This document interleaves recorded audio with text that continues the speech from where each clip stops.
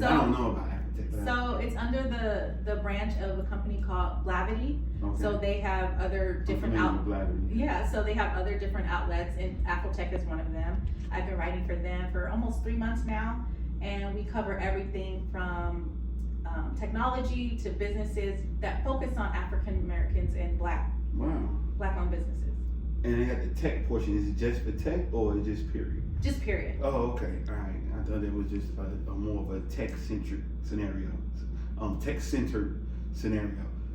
So being a writer, entrepreneur, mama, how has the juggling been? Because it becomes a lifestyle, but how's that juggling been? Now wife.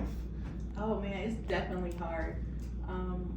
At one point I wanted to write a book. I don't know, I might still write a book, and that if I do, that would be one of the topics on how to juggle everything and balance, everything you just said, being a mom, an entrepreneur, writer. So balance is definitely hard.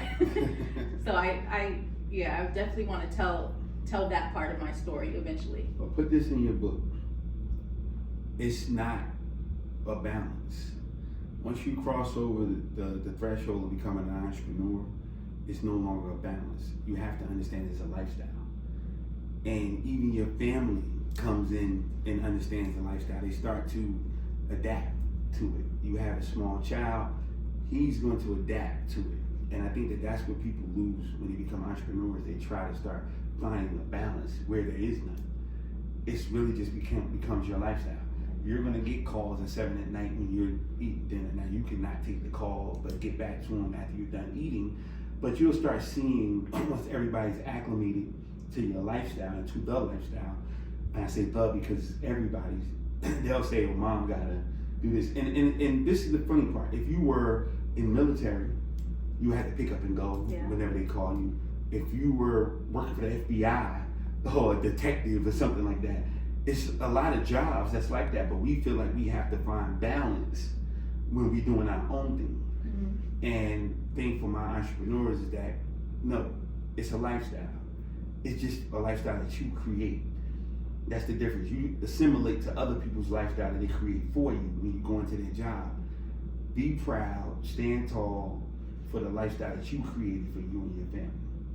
So put that in your book. No problem. Because it's truly important. We stop trying to find what we would get on a job in business. That's not there. I promise you. You're looking for something that you're never going to find. Once you become the boss, once you have to create something for somebody else, and you have to create a situation where other people are being paid and you're paying them, it's a different level of anxiety, different level of a different playing field. Because people's household depend on you. When you hire that other writer for your business and you hire this person, they're counting on whatever that check is that you plan on giving them. They're adding that up. Cause we all, we add up our bills at the end of the month. Hey, we gotta have this ready. They're adding in that $1,000, $2,000, $5,000 a month that you're giving them into, can I take a vacation? Can I buy this car? Can my kid go to private school or regular school? You know what I'm saying? They're adding that in. And once you get into that situation, you're in control of that. And if you're a loving entrepreneur and you got in the business for the right reasons, you're gonna bust your behind to make sure you make payroll. Yeah. You're gonna bust your behind and make sure these people not losing their house.